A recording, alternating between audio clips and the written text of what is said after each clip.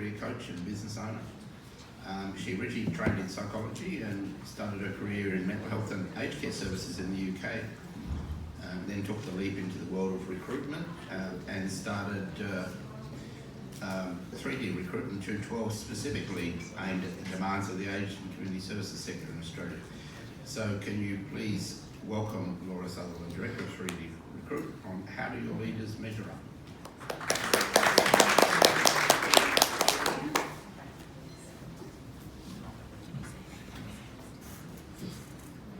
Hi everyone, how do your leaders measure up? There's something I think you'll love about this session, and that's that it's only 30 minutes long, it's nice and short, so you should stay nice and engaged. It's good for you, it makes it a little bit harder for me because I've got heaps to tell you in this short time. So it's good that we're all caffeined up from the morning break, and let's get stuck in. So what I'd love for you to get out of this session is firstly to bring you new information, which I think and hope that you'll find valuable. Can you hear me okay? Secondly, for you to explore a new view or a mindset shift. And thirdly, for you to take some positive action following the session. So who am I? I'm Laura from 3D Recruit, that's how you might know me.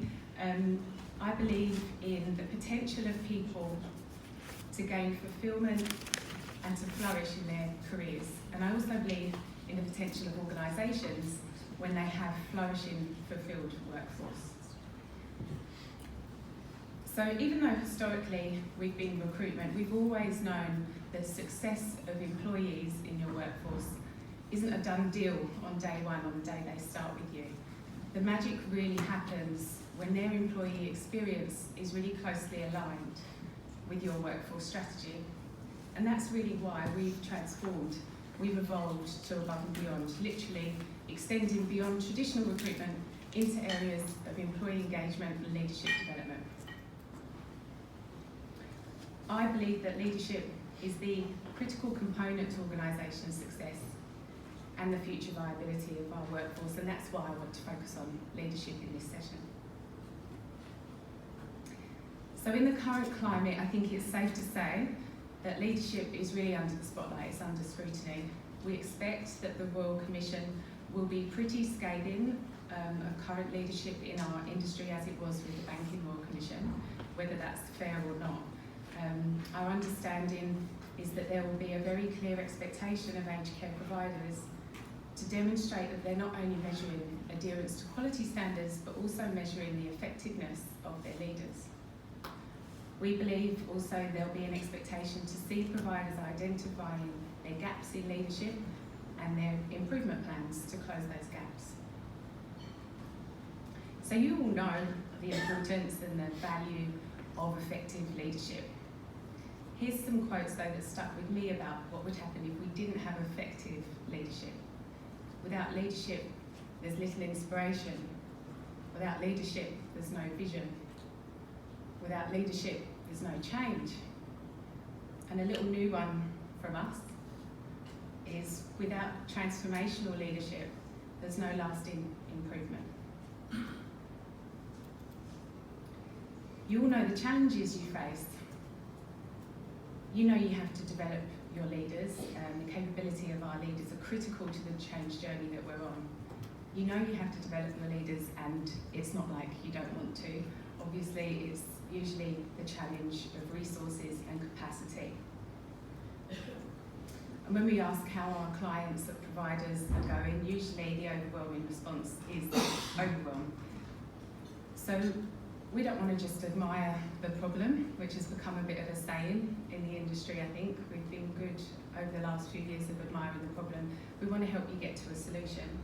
And the start of the solution, we believe, in this space, is measuring leadership capability, because it really gives you a point to start. So when you think of your organisations, how do you think your leaders measure up? How are you currently measuring leadership capability? Could you say, honestly, unequivocally, objectively, and with reliable evidence, how capable your leaders are? And if you could, what I find really interesting to ask is, would you want to know? And some would, and some might be a bit scared of that. So before measuring capability and leadership, we need to really understand what makes a great leader. You all know what makes a great leader. I was actually at a talk last week for the LACER Congress in WA, State Conference, sorry, and a good keynote speaker got some audience participation going by saying, just shout out the answers like you have Tourette's. So I'm going to ask you all to do that now, if that's all right. Shout out to me any attributes you think make up a great leader in our world. Don't be shy, go for it. Listening. Listening, lovely. What else? Reality. Humility, I heard, awesome. Self-awareness. Self-awareness, yeah, Taking in what absolutely. you hear. Taking in what you hear. Integrity. Integrity, yes. Passion. Passion, Knowledge of the subject. absolutely, yes. Oh, I remember you from our last talk. I think we had you doing shapes, didn't we? I'll get around. Okay, so what we're going to do, there's heaps, and we know them all. What I want to do though is a little exercise, and we have to do it speedy, to pick 4 of the ones you just said. So there was passion, there was listening, what else was there?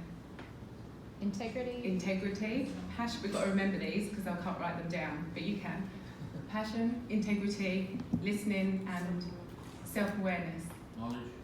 We'll go self-awareness just because I said it first, okay? Okay, what we're going to do is a bit of a leadership pizza, and this is just to get you all warmed up. So this is an example of a leadership pizza, but using 8 attributes of leadership. But we've picked our 4, so I'd really like you to draw a circle on a piece of paper that you hopefully have in front of you, and make 4 slices, so 4 quadrants of your pizza, and label those: passion, integrity, listening, and self-awareness. I'm only going to give you about 20 or 30 seconds, and you're going to rate yourselves between 0 and 5. 0 is at the middle of the pizza, 5 is at the edge of the pizza. 5 is the best, the most capable you can be in all of those different areas. Go.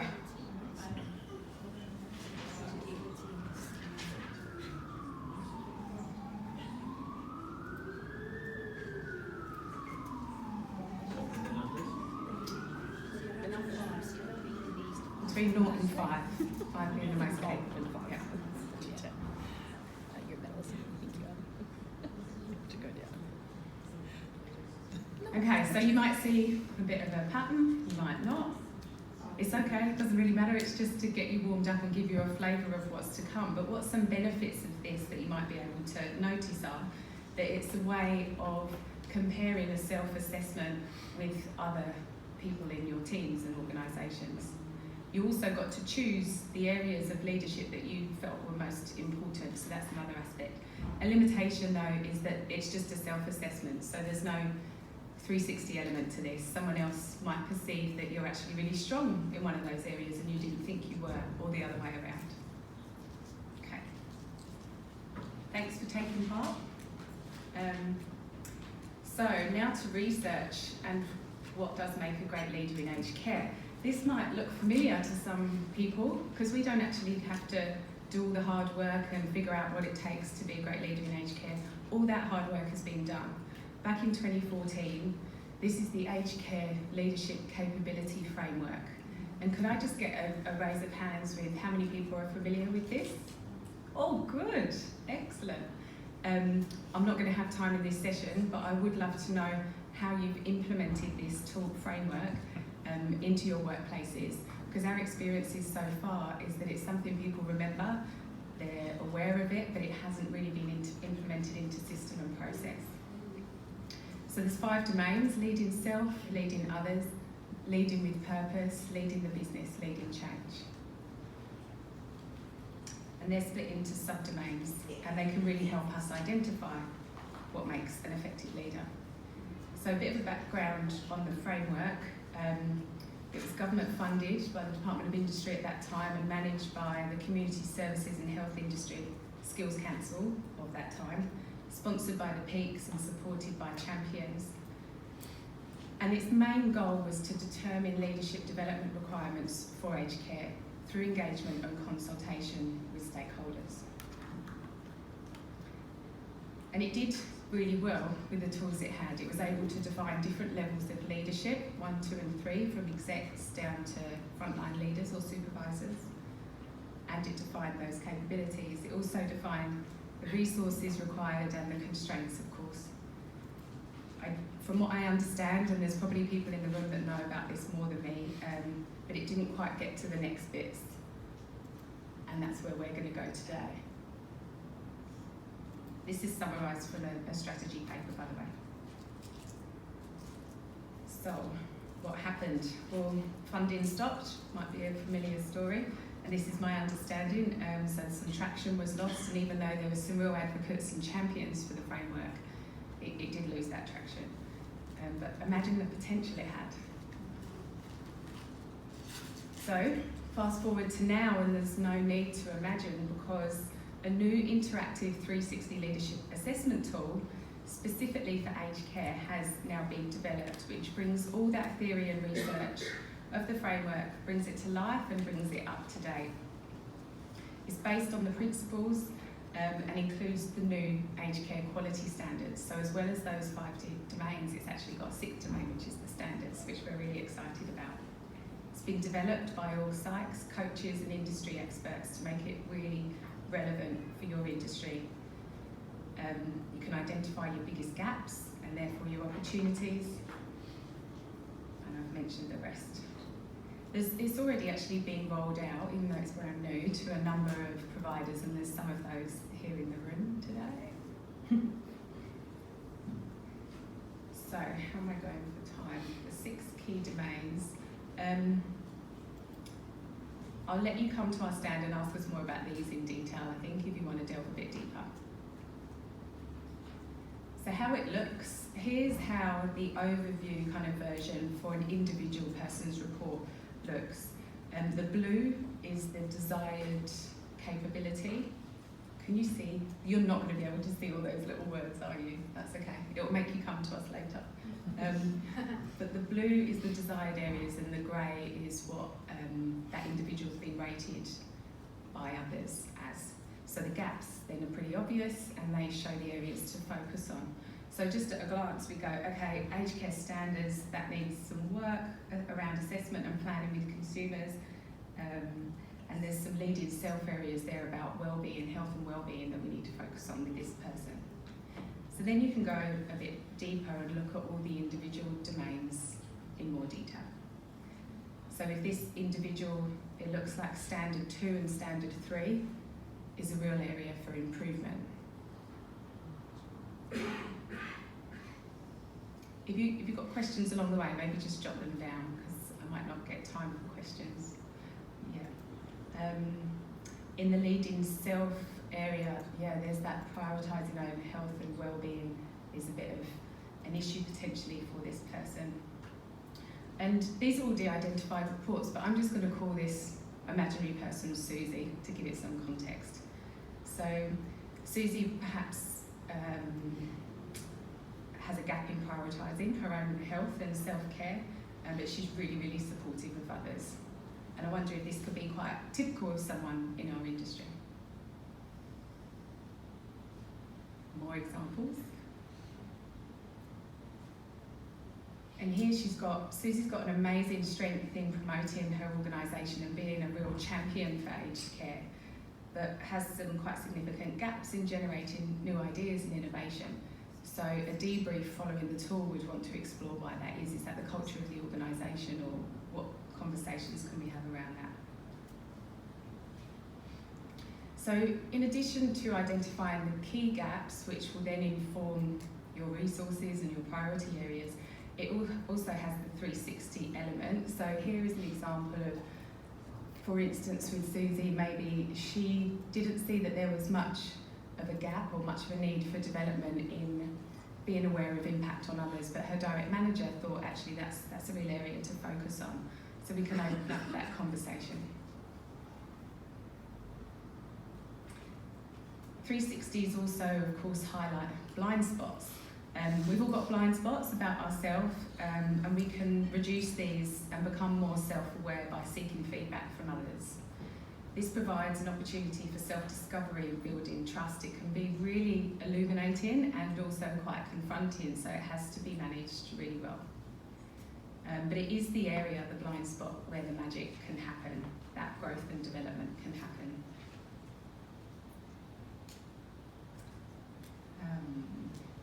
Okay, I'm going to quickly show you an illustration of this with a simple mug. So, this is to illustrate kind of blind spots and perceptions. If I was to hold this mug like this, can you just shout out to me exactly what you can physically see? Not what you imagine you can see, but what you can actually see. A mug. Can you describe its features to me? Red. Yeah, it's red. It's got a handle. Yeah. What else? Anything else? You're not seeing the bottom of it. Oh yeah, okay. Can't see the whole thing, sorry, my hand's in the way. Okay. So I'll do the same thing with this same mug, and I see it's a red cup. I can see white in the inside. It just looks like, yeah, a cup. And to approach this cup in the way I see it, if it was hot, for instance, I would approach it like this, right? But maybe you would approach it differently. You might approach it by its handle. So just an illustration of how we see things can inform how we might approach it differently. It also doesn't necessarily mean that one person's right and one person's wrong. It's just seeing different things of the bigger picture. So remember Susie. Susie has strengths in caring for others and significant gaps in caring for herself. Does that look familiar? So what behaviours and actions come from Susie's belief or view? This is what we call the view-action result. So her view is that to provide the best person-centred care, I must put others first. And that plays out in her actions or behaviours as literally putting others' needs before her own, working really long hours, going the extra mile for others. And the result can initially be positive.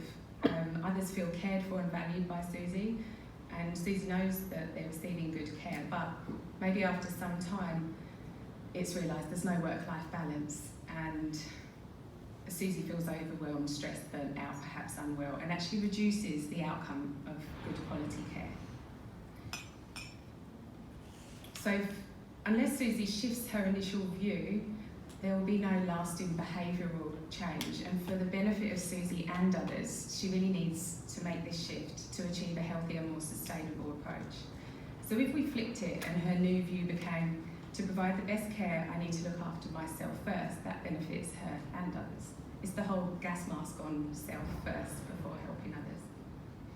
And it's really that aha moment that Susie would have, that realisation, that is the source of her transformation and will make that lasting change. So why did I tell you about Susie? It's because assessment and measurement is only part of the process, and individuals really have to have the tools to develop themselves as well. So along with the CILCA report is also a self-development guide, which is included at no extra cost.